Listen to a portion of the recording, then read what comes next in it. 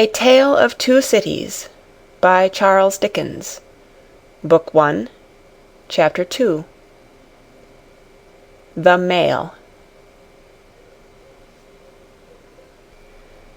It was the Dover road that lay, on a Friday night late in November, before the first of the persons with whom this history has business. The Dover road lay, as to him, beyond the Dover mail, as it lumbered up Shooter's Hill. He walked up hill in the mire by the side of the mail, as the rest of the passengers did, not because they had the least relish for walking exercise, under the circumstances, but because the hill, and the harness, and the mud, and the mail were all so heavy that the horses had 3 times already come to a stop, besides once drawing the coach across the road with the mutinous intent of taking it back to Blackheath.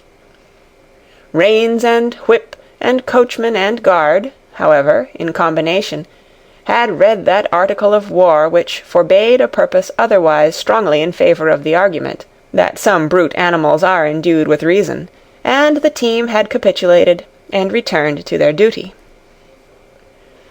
With drooping heads and tremulous tails they mashed their way through the thick mud, floundering and stumbling between whiles, as if they were falling to pieces at the larger joints. As often as the driver rested them and brought them to a stand, with a wary "Whoa-ho! So-ho, then!" the near leader violently shook his head and everything upon it, like an unusually emphatic horse, denying that the coach could be got up the hill. Whenever the leader made this rattle, the passenger started, as a nervous passenger might, and was disturbed in mind. There was a steaming mist in all the hollows, and it had roamed in its forlornness up the hill, like an evil spirit, seeking rest and finding none.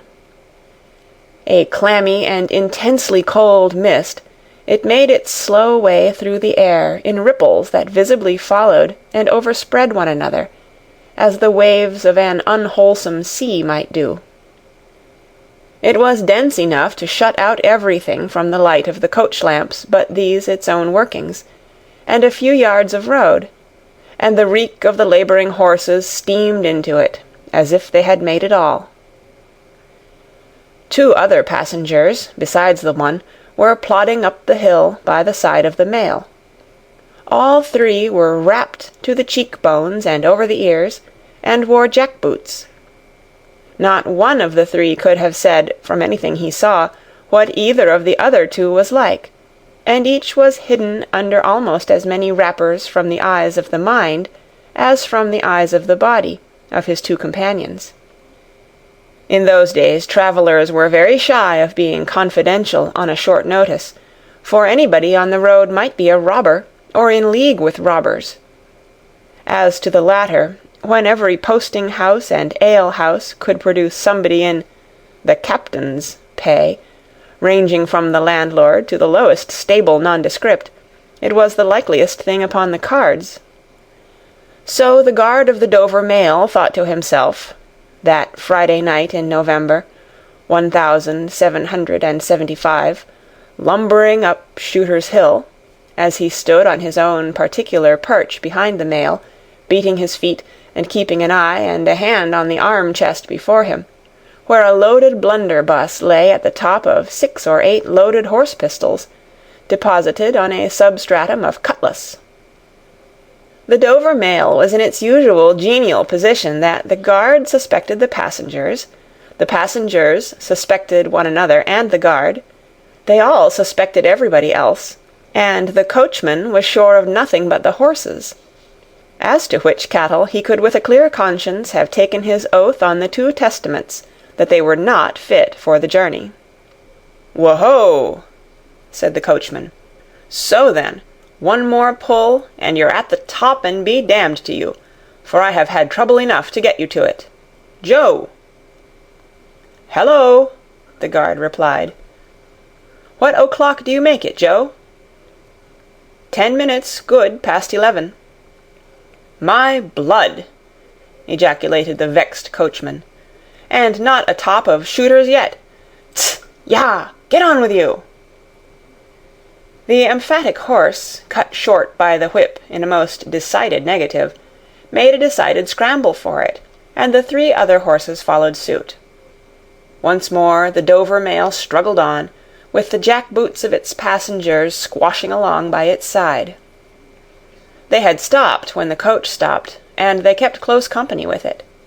If any one of the 3 had had the hardihood to propose to another to walk on a little ahead into the mist and darkness, he would have put himself in a fair way of getting shot instantly, as a highwayman.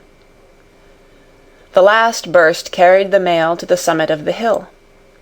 The horses stopped to breathe again, and the guard got down to skid the wheel for the descent, and open the coach door to let the passengers in. "Tst, Joe!" cried the coachman in a warning voice, looking down from his box. "What do you say, Tom?" They both listened. "I say, a horse at a canter coming up, Joe."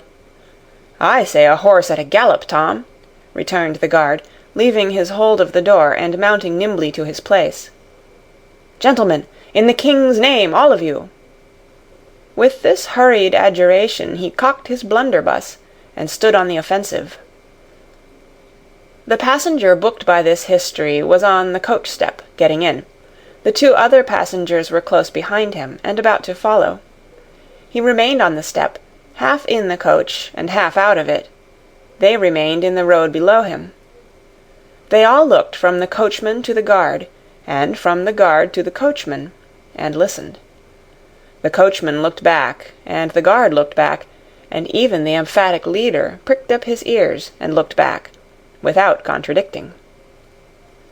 The stillness consequent on the cessation of the rumbling and labouring of the coach, added to the stillness of the night, made it very quiet indeed. The panting of the horses communicated a tremulous motion to the coach, as if it were in a state of agitation. The hearts of the passengers beat loud enough perhaps to be heard, but at any rate the quiet pause was audibly expressive of people out of breath, and holding the breath, and having the pulses quickened by expectation. The sound of a horse at a gallop came fast and furiously up the hill. "So-ho!" the guard sang out, as loud as he could roar. "Yo there! Stand! I shall fire!" The pace was suddenly checked, and, with much splashing and floundering, a man's voice called from the mist. "Is that the Dover mail?" "Never you mind what it is," the guard retorted. "What are you?" "Is that the Dover mail?" "Why do you want to know?" "I want a passenger, if it is." "What passenger?" "Mr. Jarvis Lorry." Our booked passenger showed in a moment that it was his name. The guard, the coachman, and the 2 other passengers eyed him distrustfully. "Keep where you are," the guard called to the voice in the mist, "because, if I should make a mistake, it could never be set right in your lifetime. Gentlemen of the name of Lorry, answer straight." "What is the matter?" asked the passenger then, with mildly quavering speech. "Who wants me? Is it Jerry?" "I don't like Jerry's voice, if it is Jerry," growled the guard to himself. "He's hoarser than suits me, is Jerry." "Yes, Mr. Lorry." "What is the matter?" "A despatch sent after you from over yonder. Tea and company." "I know this messenger, guard," said Mr. Lorry, getting down into the road, assisted from behind more swiftly than politely by the other 2 passengers, who immediately scrambled into the coach, shut the door, and pulled up the window. "He may come close. There's nothing wrong." "I hope there ain't, but I can't make so nation sure o' that," said the guard, in gruff soliloquy. "Hallo, you!" "Well, and hallo, you!" said Jerry, more hoarsely than before. "Come on at a foot-pace, d'ye mind me? And if you've got holsters to that saddle o' yourn, don't let me see your hand go nigh 'em, for I'm a devil at a quick mistake, and when I make one it takes the form of lead. So now let's look at you." The figures of a horse and rider came slowly through the eddying mist, and came to the side of the mail, where the passenger stood.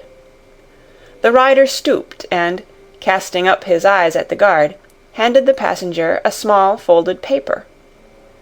The rider's horse was blown, and both horse and rider were covered with mud, from the hoofs of the horse to the hat of the man. "Guard," said the passenger, in a tone of quiet business confidence. The watchful guard, with his right hand at the stock of his raised blunderbuss, his left at the barrel, and his eye on the horseman, answered curtly, "Sir?" "There is nothing to apprehend. I belong to Tellson's Bank. You must know Tellson's Bank in London. I am going to Paris on business. A crown to drink. May I read this?" "If so be as you're quick, sir." He opened it in the light of the coach lamp on that side, and read, first to himself and then aloud, "Wait at Dover for Mamselle." "It's not long, you see, guard. Jerry, say that my answer was, 'Recalled to life.'" Jerry started in his saddle. "That's a blazing strange answer, too," said he, at his hoarsest. "Take that message back, and they will know that I received this, as well as if I wrote. Make the best of your way. Good night." With those words the passenger opened the coach door and got in, not at all assisted by his fellow-passengers, who had expeditiously secreted their watches and purses in their boots, and were now making a general pretence of being asleep. With no more definite purpose than to escape the hazard of originating any other kind of action. The coach lumbered on again, with heavier wreaths of mist closing round it as it began the descent.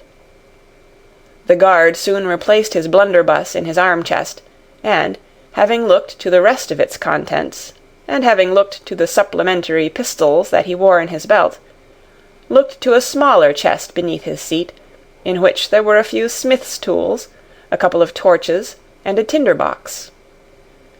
For he was furnished with that completeness that if the coach lamps had been blown and stormed out, which did occasionally happen, he had only to shut himself up inside, keep the flint and steel sparks well off the straw, and get a light with tolerable safety and ease, if he were lucky, in 5 minutes. "Tom!" softly over the coach roof. "Hello, Joe." "Did you hear the message?" "I did, Joe." "What did you make of it, Tom?" "Nothing at all, Joe." "That's a coincidence, too," the guard mused, "for I made the same of it myself."